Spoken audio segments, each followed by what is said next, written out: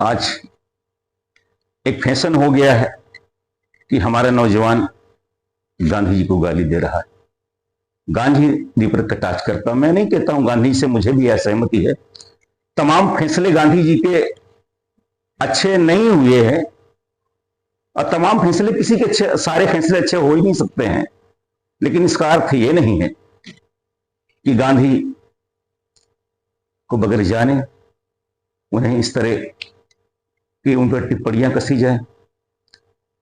गांधी जी की महानता के मैं दो उदाहरण दे रहा हूं। आइंस्टीन जैसा वैज्ञानिक दुनिया में सबसे ज्यादा दिमाग जिसका काम करता था, ऑस्ट्रिया जब आजाद हुआ तो सर्वसम्मत से आइंस्टीन को वहां का राष्ट्रपति चुना गया। जब राष्ट्रपति चुना गया, आइंस्टीन ने गांधी जी को टेलीग्राम किया कि बापू मुझे परसों राष्ट्रपति बनाया जाना है इस देश, हमारे देश का, बापू क्या करें। गांधी जी ने कहा, अरे आइंस्टीन तुम ये क्या कर रहे हो, राष्ट्रपति बनके तुम क्या कर लोगे, अरे दुनिया की सबसे महान प्रतिभा तुम में छुपी, तुम इतना छोटा पद स्वीकार कर रहे हो। आइंस्टीन फरार हो गए। 3 दिन तक वहां की सरकार ढूंढती रही, आइंस्टीन कहीं पता ही नहीं चला। और गांधी जी ने उनसे एक बात यह कहा था, अरे आइंस्टीन तुम्हारे अंदर वो क्षमता है कि तुम हजारों हजारों आइंस्टीन पैदा कर सकते हो, वो काम क्यों नहीं करते। आइंस्टीन गए।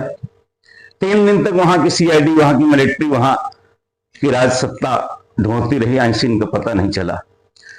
3 दिन बाद आइंस्टीन एक बाग में, एक इंटीरियर गांव में एक ब्लैक बोर्ड टांगे एक पेड़ पर 4-5 बच्चों को A for apple, B for bat पढ़ा रहे।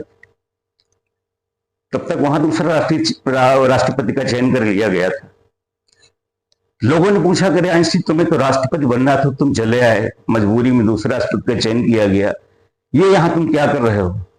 तो आइंस्टीन ने कहा कि बापू का मन नहीं था कि मैं पद स्वीकार करूं भारत के, इसलिए मैं यहां इंटीरियर में आ गया तो मैं हमें खोज न पाओ, मैं भविष्य के आइंस्टीन बना रहा हूं।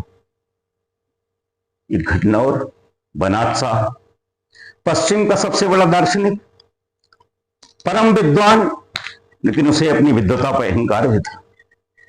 गांधी जी ने वहां तक संदेश भेजा कि बनारस शाह मैं आपसे मिलना चाहता हूं। वहां से उत्तर आया कि बापू आप मिल सकते हैं, लेकिन सिर्फ अकेले आ पाएंगे, दूसरा आपके साथ कोई नहीं आएगा, कि सिर्फ आपसे मिलेंगे। बनारस शाह से बापू मिलने गए। जब मिलने गए, उन्होंने दरवाजा खटखटा के स्लिप भेजा। अंदर से बनारस शाह की चपरासी ने दरवाजा खोला। गांधी जी अंदर गए तो क्या देखते, बनारस शाह एक कुर्सी मेज पर बैठे कुछ पढ़ रहे हैं। गांधी जी ने प्रणाम किया, लेकिन बनारस शाह अहंकार से इतना भरा था कि उसने गांधी जी के प्रणाम को सुनी अनसुनी कर दिया, उसने प्रणाम स्वीकार नहीं किया। उसके बाद नौकर बाहर चला गया। उस नौकर ने अपनी डायरी में लिखा था बनारस शाह के कि 2 घंटे बाद जब मुझे अंदर से आदेश हुआ कि दरवाजा खोलिए, मैंने जब दरवाजा खोला तो मैं क्या देखता हूं कि जिस कुर्सी पर आइंस्टीन बैठे थे उस पर बापू बैठे थे, और जिस चटाई पर बापू बैठ गए थे उस चटाई पर वो जो है बनारस शाह बैठे बैठे रो रहा था। ये महानता। हमारे देश में फूलन देवी फिल्म बन जाती, डाकू कुंदन सिंह पे फिल्म बन जाती, कंगना रनावत पे फिल्म बन जाएगी, कल को नवरत्न तेल बेचने वाले महानायक पर पिक्चर बन जाएगी उनके न रहने। विदेश में गांधी पर पिक्चर बनाई गई। और जब इतवार के दिन इंग्लैंड में बच्चे को लोग डांटते हैं शैतानी करने के लिए माँ बाप, तो वहां माँ बाप ये कहते हैं, जा बेटे कमरे में आज गांधी पिक्चर लगा के देख ली। तो हमारे गांधी जी ये थे।